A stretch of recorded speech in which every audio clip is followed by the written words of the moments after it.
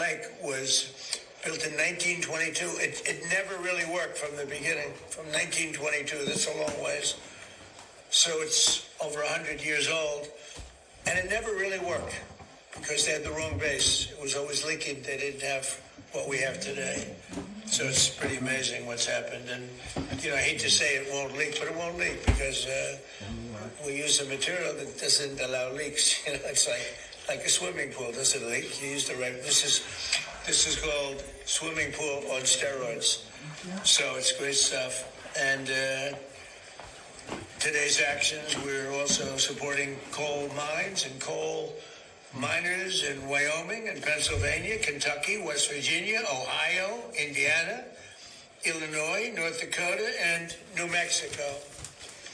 And they're all going back to work. It's interesting with the mines, that famous scene of Hillary when we went to West Virginia.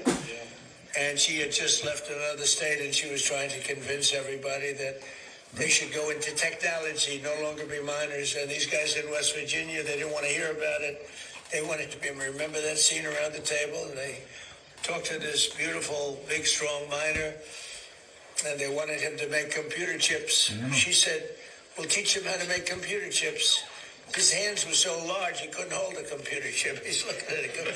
He had fingers that were like 3 inches around, and they're talking about making a computer chip.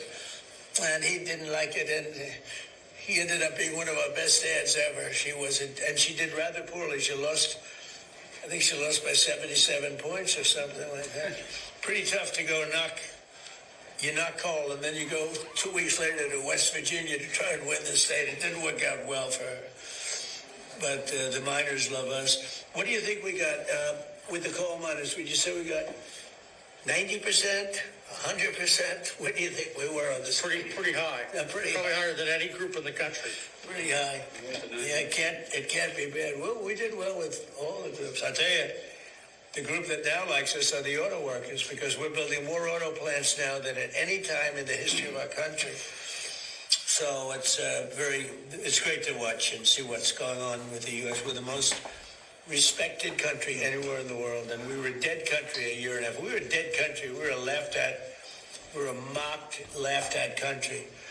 Starting this summer, the West Gateway project will break ground, and by summer 2028, over 12 million tons of clean, beautiful coal per year will be shipped to countries all around the world. And this project's been delayed over 10 years, and Biden ended it, and then Barack Hussein Obama, have you heard of him? Barack Hussein Obama, another one, he's another beauty. But that delay is now over, and it's going to be very productive. It's going to fuel our electric plants in particular. It's going to be amazing. Finally, we're taking nearly $200 million in that to set aside for the Green New Scam, and it was set aside for the Green New Scam, but the Green New Scam is history. And repurposing that money so that we restart a coal plant in Maryland and help build 2 brand new coal plants in Alaska and West Virginia. And these are all built with new technology. It's very clean. It's amazing how that's come along. It's all very clean. And the first new coal plants to open in our country since 2013 couldn't open. You couldn't even think. They were only closing them. They were closing them, and you had brownouts all over the place, but you don't have that anymore, do you notice? Under 4 years of Sleepy Joe Biden and the radical left Democrats in Congress, not a single permit was approved for a new coal mining project, but in over 1 year of our administration, we've already approved 76 permits for clean, beautiful coal. Last year, we prevented 17 gigawatts of coal-powered electricity from going offline, and that's enough power for about 13 million homes. Think of that, 13 million homes at a very low price. It's the lowest price. So now I'd like to ask Secretary Burgum to say a few words, followed by Secretary Wright, Administrator Lee Zeldin, and then Governor Mark Gordon, and whoever else wants to say a few words, including my new governor friend. So, Doug, go ahead. Well, thank you, President Trump.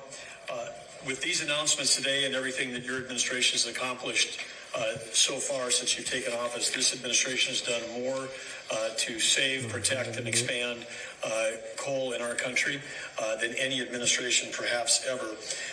Clean, beautiful coal. Clean, beautiful coal, absolutely, and none. I'm only kidding. That's okay. When you took office, the first thing you did was declare an energy emergency. Some people questioned that, but the prior administration under Biden had gone so far down the path of pursuing the highly subsidized, intermittent, weather-dependent sources of electricity that our grid was at risk. You understood that, and you understood that how key coal is. It's the backbone of having affordable, reliable, and secure American energy to power our country, power our electric grid, power our competitiveness in AI, and power all the manufacturing that's coming back. As you mentioned, with those record coal leases, this is where we take federal public land, lease it to the private sector. They write a check that comes into the Treasury. They create jobs, help support local communities. So there was 0 coal leases held in 4 years under the Biden administration. You heard the president talk about 76 here. We've slashed red tape. Those took years to get. Some of these projects for coal mining we've approved in less than 1 month under the emergency procedures. And we also have opened up for leasing another 13.1 million acres that people can bid on in our country on public land. And this is land that was set aside. This is not national parks. It's not wilderness area. It's not our wildlife refuges. This is public land that was set aside for the benefit and use of the American people, including energy development, making sure that we've got affordable, reliable energy. So using those public lands is what we're doing. And then the last thing within Interior, I would say we did strategically designate through the U.S. Geologic Survey, which is part of Interior, designate metallurgical coal as a critical mineral. So it's on the list, and that opens up a number of opportunities. But without metallurgical coal, we don't have coke, we don't have the steel industry. The Biden administration was indiscriminate trying to shut down our metallurgical coal as well as our thermal coal. So, and then the last thing you mentioned, the coal export facility, again, working through all the permitting to drive towards that so that we can be selling clean, reliable energy to our allies in the Pacific who want to do more trade with us. And lastly, again, thank you for creating the National Energy Dominance Council. Our executive director, Jared Hagan, is here today, but Chris, Lee, and I all have details on that team, and that operates right out of the White House, and that's why President Trump is able to get so much done so quickly. This is the first time ever we had a president with a White House council specifically focused on energy and what an impact it's having. Well, and thank you. Perhaps slightly less importantly, but I think very important, the National Garden of American Heroes is going to be unbelievable. And I'd like to know how you're doing on that, and how are you doing on the Great Triumphal Arch. So every city, just about every major city, has a triumphal arch. This is an arch that's a real bow, a beautiful bow to your military and military victories. Nobody's had more military victories, including recently, than we have. And they never got the arch built. It's been, the Civil War stopped it.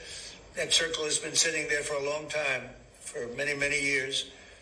And, I guess you could go back to, in 1902 they tried it, but in 1860 and 1880, they just never got it done. The Civil War stopped it the first time. That was a good reason. I think that's probably not a bad, that was a good excuse. But after that, it just never happened, and we're going to get it done. And so we're doing it with the Department of Interior, and we're also doing the National Garden of American Heroes, which is phenomenal. And we're doing something that just came up. We'll have a little breaking news here because nobody's heard of it, but at the Lincoln Memorial, the front was supposed to be the back was supposed to be the front. It never got built because they built 2 roadways behind it after it was built, and it shut off the gateway to the water. That was really going to be the main entry, and we're going to be doing that. It's called the Promenade. It'll be the Promenade. They want to call it the Trump Promenade, but I don't know if I want to do that. But it's going to be beautiful. It's a beautiful project, and it's going to take the Lincoln Memorial right down to the Potomac, which it was always scheduled to do. But when they built the roads, that was the end of that. But we have a way of beautifully going over those 2 roads, highways, very, very strong, very important roads, actually, as you know, from the bridge. But it's going to be great. So could I ask for just a couple of seconds to talk about those 3 great projects that we're just starting? Well, I'd say that it's important for everyone to know that, as you described, these are plans and ideas that have existed almost since the end of the Civil War. But the Macmillan Plan, which is the one that designed the National Mall as we see it today, that was in the early part of the 1900s, envisioned this connection that you would have the memorial bridge between the Lincoln Memorial and Arlington Cemetery. At the halfway point, there's a very large circle. It was designed to hold a monument. The arc that would go there is a fantastic complement and completion of this plan that's over 120 years ago, President Trump's vision of how to build that. And of course, President Trump has talked to President Macron from France. More people visit the Arc de Triomphe than even visit the Eiffel Tower. I mean, this would be a highlight for Americans to come. The views back at the city from the top of the arch would be amazing. The views from this side, from West Potomac, where the National Guard of Heroes was, looking across at the arch would be amazing. And of course, the promenade on the backside of the Lincoln is, as President Trump described, right now there's no pedestrian access. You're on the mall. People come from around the world. They don't know that 100 yards away is the beautiful Potomac River, which was part of the original plan. And now they'd be able to walk around the Lincoln Memorial, walk on a pedestrian bridge over the first highway, walk over the next one, and right down to the water. It would complete the vision. These projects would complete the original vision, the Macmillan Plan. And how fortunate are we to have the builder-in-chief, someone who both has the vision and the understanding of how to get projects done that would, again, make our city safe and beautiful, just like the executive order President Trump put out last year has accomplished. And wow, we are ready for the celebration of our 250th anniversary. The city's never been safer. It's never been more beautiful, but President Trump's not stopping there. Vision that he has for these projects would extend for generations forward. So thank you, President Trump. Thank you very much. Great job. And Secretary Chris Wright, please. Okay. No coal, no modern world.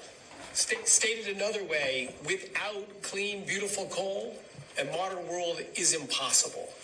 And we saw 17 years ago President Obama's election, an all-out attack on the American coal industry, the industry that built our nation.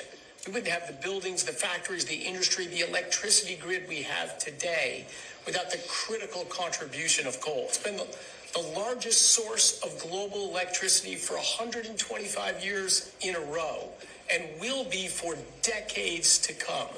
In the United States, it remains a critical source of our electricity, also a critical source for our industry. You can't produce steel and cement and other materials without coal.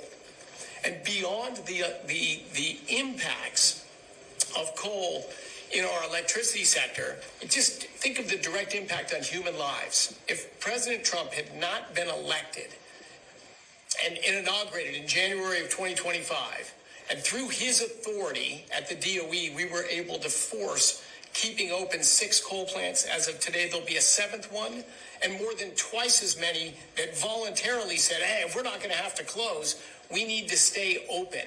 17 coal plants were not closed in 2025 because of President Trump sitting at this desk and in this position right here. That saved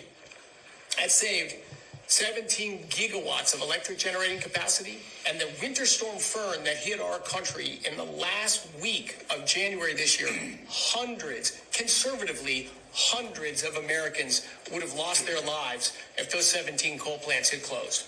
We pushed the East Coast electricity grid in the United States absolutely to the limit.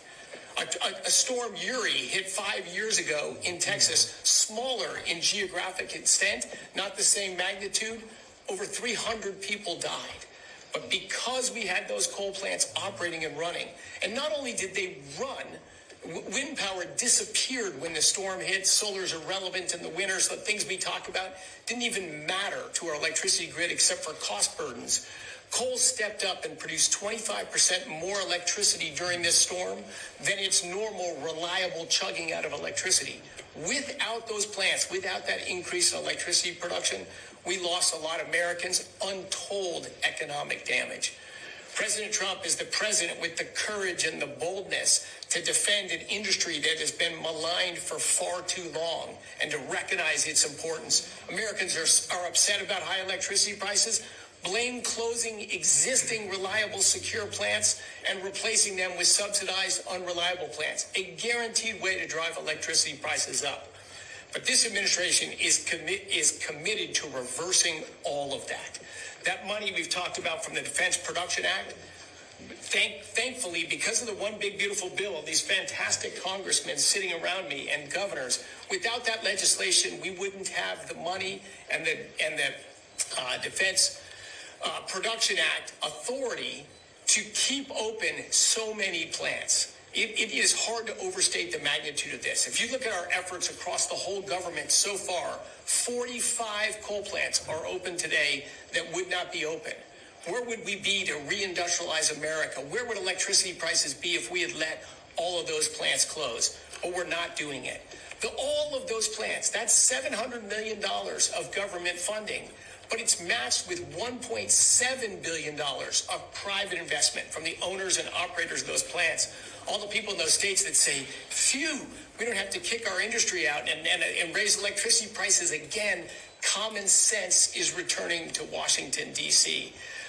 And for that, I'm incredibly thankful to be here in the United States government, to work for President Trump, who will stand up for what's right, bring common sense back, and reinvigorate an industry without which we would not have the America we have today. And we're going to reindustrialize America, win in the next generation of technologies, and we're going to do it in critical part because of a growing and thriving coal industry. Thank you, President Trump. Thank you. Thank you, Secretary Burgum. Thank you, Lee Zeldin. Good. And Lee Zeldin, how about saying a few words? For so many Americans, clean, beautiful coal is their source of heat, of energy, of warmth, of a job, an economy, a community, a family. And for too long, you saw Democrats who were telling these coal miners that they should just learn a code. And what we saw during the Biden administration at the EPA, for example, was regulation after regulation after regulation trying to strangulate out of existence coal, to destroy it. Enter President Trump. Declares a national energy emergency, creates a National Energy Dominance Council, and he told us at the EPA at Trump speed to be getting rid of these regulations as quickly as possible on behalf of those Americans who want to just stay warm, who want to live the American dream, who want to have affordable access to energy. The Democrats were running for power to sit at this desk and to leverage that power to destroy these communities. Enter President Trump. He has saved clean, beautiful coal, and it's been an honor to be part of it. Thank you. Great job, too. Wyoming Governor Mark Gordon. Thank you. Mr. President, it's an honor to be here. Thank you to the secretaries who have breathed life into an economy in Wyoming that has been there for a long time. Wyoming produces the cleanest, most beautiful coal, low sulfur coal. You don't mind if I push them? And it's fun because we have a chance to educate our kids. Let me just talk a little bit about the other side of this.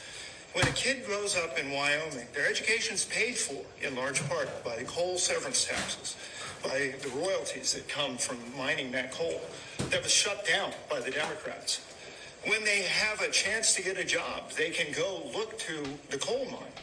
And it's not just digging coal the way we used to. It's high-tech jobs. You know, at this point, we don't mine coal the way we used to at all.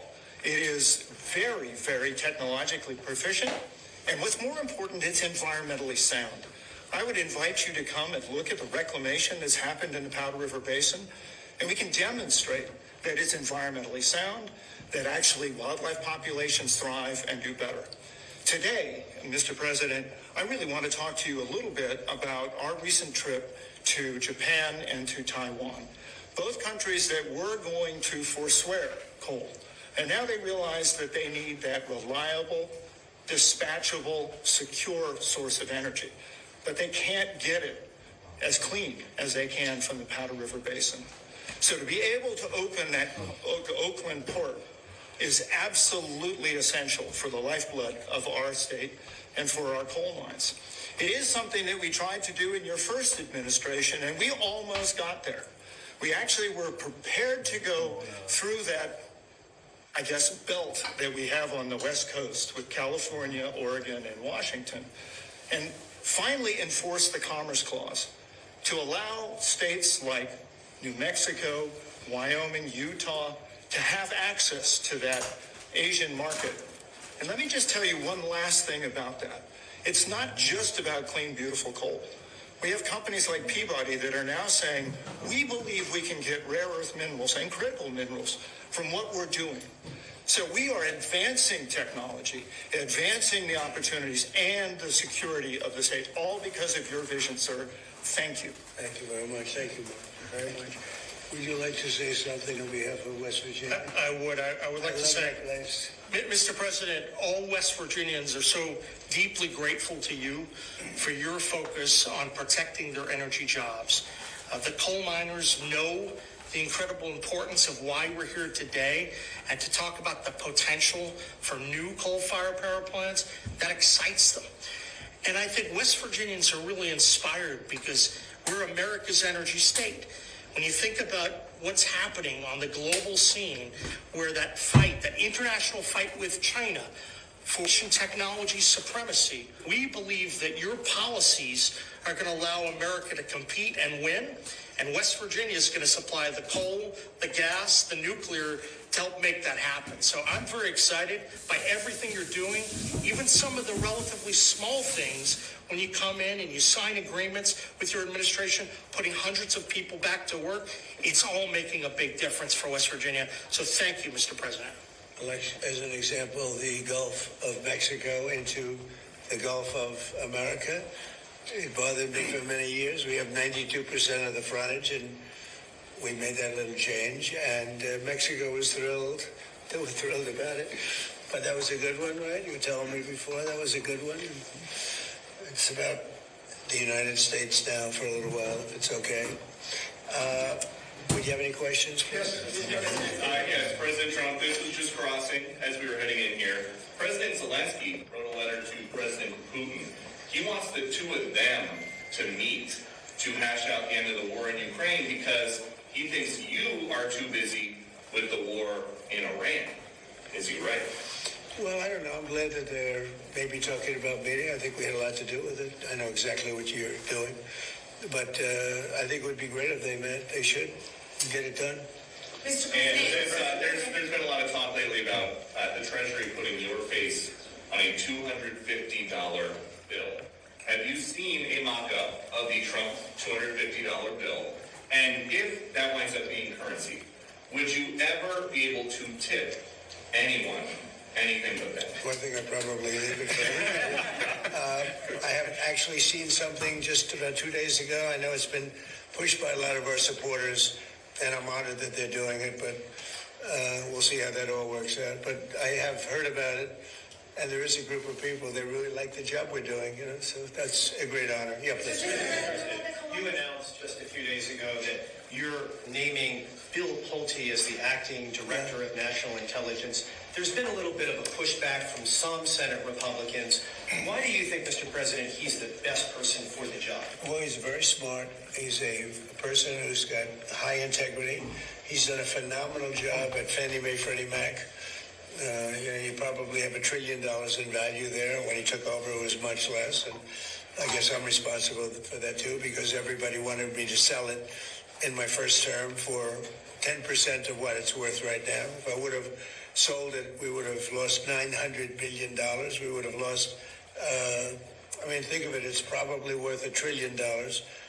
And I was offered, people want me to sell it at $100 billion, a very small percentage of what it's worth now. So, and he built it up a lot, did a great job. And it's an acting position. It's not a permanent. He's not going to be permanent because, I don't think he'd want to be permanent. But he's a very smart guy, and he may find out some things about the rigged elections, et cetera, et cetera. I think he'd like to do it. I think he wants to do it very much. Got a lot of energy. But he'll be very good. Again, it's not a permanent position. We're interviewing people right now, but it's somebody just to take it over for a little while. Does he have the necessary, in your view, Mr. President, the necessary national security experience to take on that position? Well, I do, and I think he does, actually, because he's smart. Because a lot of national security, I wasn't greatly experienced in national security, and I think I've done a really great job with it. A lot of people would say that I've ended 8 wars, and soon to be a 9th. I hope that works out, too, Frankly, probably, and there's another one also. It could be 10. no president, I don't think a president's ended one war having to do with outside of this country. So, we've done a good job. I would say that Bill is a guy that will be able to figure it out very quickly. Again, it's short term, but he may be very effective for a short period of time. Mr. President, so will there be a proportional share increase of electricity production as a percentage of our nation's electricity output? And my follow-up is, I took that historic trip with Secretary Wright of the small modular nuclear reactor on the West Coast early this year. Are we making more progress? Because I know how critical gas and coal is for the secure grid. Well, the answer is we are, but Chris, you want to answer that? Yes, I mean, our electricity grid essentially runs on gas, coal, and nuclear. Those are the three key sources. They're the backbone of the American electricity grid. We're in favor of seeing all three of them grow. You will see all three of them grow during this administration. And in fact, later today, before the sun goes down, you'll see a big announcement in the nuclear space related to the trip you came on. Thank you. Thank you. Mr. President, President Putin said today that he was willing to make compromises that you requested to end the war with Ukraine if Ukraine was willing to make similar compromises. Yeah. What were the compromises that you asked? Well, I'd rather not say, because Peter asked me. I think it was meant as a little wise guy question, but I'm not sure. But I'm very responsible when that happens. It's going to happen. They're going to both make compromises. I suggested those compromises. And, we've had a lot to do with it. We'd love to see their two very good people. They're two very, incredible countries, beautiful countries. They got us up. Last month, they had 25,000 people killed. Soldiers, mostly soldiers. Some people, but mostly soldiers.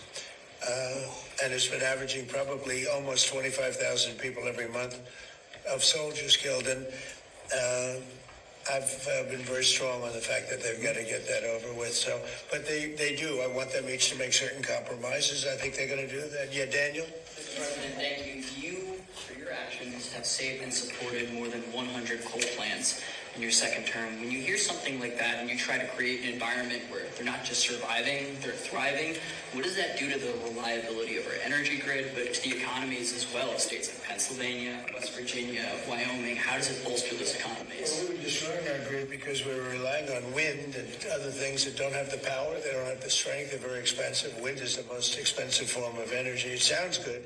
Wind, beautiful wind, but it's very intermittent. But those windmills cost a fortune. They break, they kill the birds, they're bad for the environment. Nobody wants to be near them.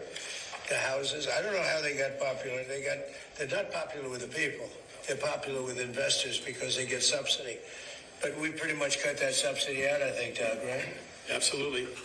And the working families tax cut bill, it all expires. And since the subsidies have gone away, there's virtually no one, particularly offshore, no one is trying to build one of those projects in America. Turns out they weren't trying to generate electricity, they're just trying to generate tax credits. You're supposed to be making money with energy. And here, wind, it needs subsidy. Energy shouldn't need subsidy. We have so many different forms of energy, but I've talked about it for years. Wind is the most expensive. It's the worst. It causes tremendous problems, and it does. It kills millions and millions of birds a year. Nobody mentions that. You'd think if that were anything else, everybody would be sued. If you kill a bald eagle, they put you in jail for like 4 years or something, and yet windmills knock them out of the air all the time. Nothing happens. It's disgraceful. So we're into energy that really works and works powerfully. Yes, go ahead. And we're waiting outside to come into the Oval Office. Everyone's looking at the UFC structure, the claw. Are you happy with how that's coming along, and what are your expectations? We put it up in 5 days. It's incredible. And I told yesterday the story of the Eiffel Tower, and it was 1889. It was put up. It was going to be brought down right after the World's Fair ended. We was up for a short while, and they said, well, let's leave it a little bit longer. Then they said, let's leave it a little longer. It never came down. That was 1889, the World's Fair in Paris. So I jokingly said, let me tell you a story about the Eiffel Tower. Now, No, it'll come down after the fight. There were actually some people who said he wants to leave it up. Yes, please. Mr. President, about the Columbus statue, Columbus Fountain at Union Station, it looks amazing. Thank you. And what does that mean for the relations between Italy and the United Well, it States? means Italian people love Trump. Because, that was controversial. People went to rip it down. You see how beautiful it is. And we didn't only not rip it down, but Doug and his group and all of us together, we beautified it. It's, I didn't know that marble was going to be so beautiful. Once we cleaned it up, you wouldn't believe it. When you saw that thing was loaded for 50 years with filth and graffiti and everything else. It's amazing. It's amazing how good. They did a really great job. On the street of Hormuz, Mr. President, do you still want European allies' help? We're discussing energy today. And Well, we don't need the help. What kind of help would you want? Do you have We're the most powerful military in the world. We gave them a chance to help, but they chose not to. NATO. We went to the NATO countries. We went to others too, in all fairness to NATO. And I wouldn't say I gave them a hard sell. I said, hey, if you'd like to help, it'll be wonderful. And they all turned us down. And, it's going to be an expensive proposition for them because they shouldn't have done that. They should have helped. We don't need it. We have our own. We have much more than we need in terms of oil and energy generally. But European countries and other countries, they need it tremendous. Some of the European countries need it really big. And they should have said, we'd love to help. But they didn't. If you could choose, but Mr. President, if you could choose, what would you ask them to do, sir? If you want... Well, I would have asked them. I mean, there's not much. Look, we won. There's no Navy. There's no Air Force. We've wiped them out. We've wiped out their leadership and almost all of it. We've wiped out all their military leaders.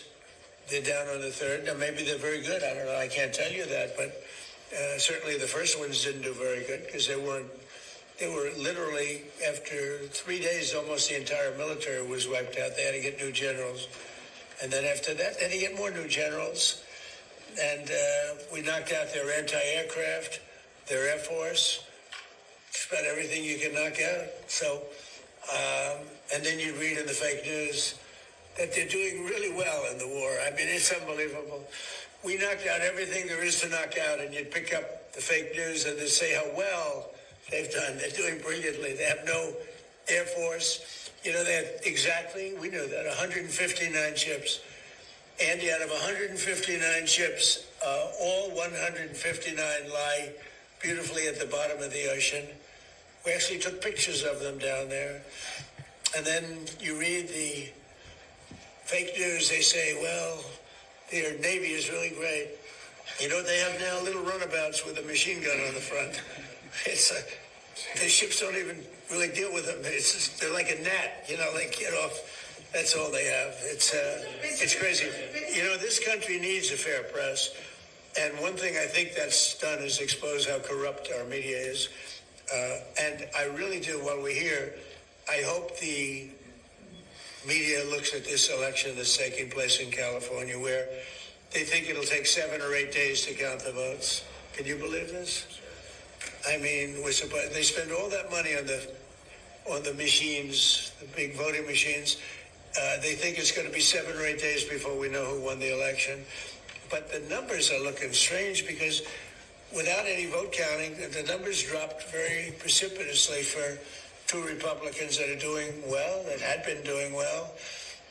And I hope you're all watching it because I'm watching it very closely. Mr. President, are you worried that China is funding an anti-data center movement here? No, I'm not worried about it. We had a great meeting with China.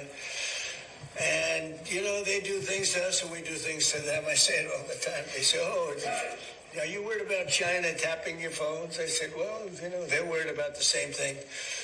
No, we're very highly sophisticated. We've become very highly sophisticated. We had 4 years. I rebuilt the military. We had a military that was not good, and we rebuilt it. And I didn't know I'd use it quite as much, but we used it. Ukraine has been given a tremendous amount of without our military and our equipment, Ukraine wouldn't be alive to fight today. Just in terms of the question. We gave them hundreds of billions of dollars worth of equipment and the best equipment. And we make the best equipment anywhere in the world. but they wouldn't have lasted 1 or 2 days. They wouldn't have been able to do it. Remember the anti-tank missiles? Remember that, right? When the tanks got stuck in the mud, and then they went around, and those were given by yours truly. They said Obama gave sheets and Trump gave the anti-tank as one of the most devastating weapons. But